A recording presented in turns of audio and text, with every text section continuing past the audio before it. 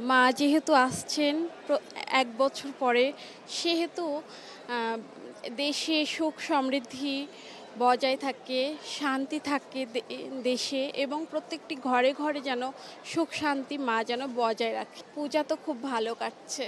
এই তো কেবল আজকে যেহেতু সপ্তমী, আরও বাকি দিন তো আছেই। আশা করি পূজাগুলো ভালোই কাটবে পরিবারের সাথে।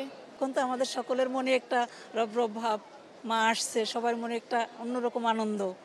সব আত্মীয় স্বজন আছে, তার একটা মজাই আলাদা। দুর্গাদেবীর কাছে প্রার্থনা করি সবাই মঙ্গল করুক, পৃথিবীতে সবাই সুস্থ থাকুক, সব মারা যেন সুস্থ থাকে, সব সন্তানরা যেন সুস্থ থাকে, এটাই আমাদের শক্তির প্রতীক।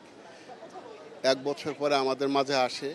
আমাদের কামনা, আমাদের প্রার্থনা, আমাদের পৃথিবী যেন সুন্দর চলে, অশুভ নাশ হয়, সুন্দরের আগমন ঘটে, আমরা যেন সবাই সুখে থাকি, শান্তিতে থাকি, এটাই আমাদের প্রত্যাশা। এই কাটছে।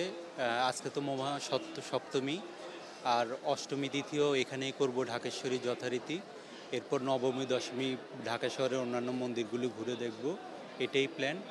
আর মায়ের কাছে প্রার্থনা প্রতি বছরের ন্যায় হচ্ছে সমৃদ্ধি, ভালো থাকা, কিভাবে আরও সুন্দর করে মা গুছিয়ে দেয় সব কিছু, এটাই প্রত্যাশা। পাশাপাশি দেশেরও যেন মঙ্গল হয়, সকলের মঙ্গল হয়, এটাই প্রত্যাশা থাকবে। পুজো ভালোই কাটছে, প্রার্থনা করতেছি যাতে সবাই সুস্থ থাকে, ভালো থাকে, এগুলাই প্রার্থনা করতেছি ভগবানের কাছে, ঈশ্বরের কাছে।